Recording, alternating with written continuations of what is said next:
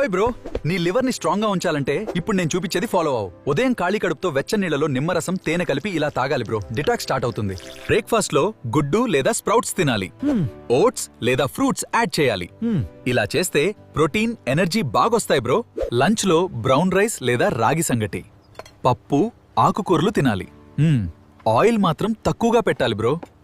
మధ్యలో కొబ్బరి నీళ్లు లేదా చెరుకు జ్యూస్ తాగాలి. బాడీ హైడ్రేట్ అవుతుంది. లివర్ కూల్గా పనిచేస్తుంది. సాయంత్రం గ్రీన్ టీ లేదా లెమన్ టీ తాగు బ్రో.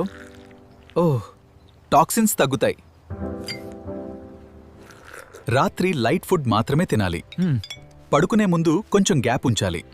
అప్పుడు జీర్ణం ఈజీగా అవుతుంది.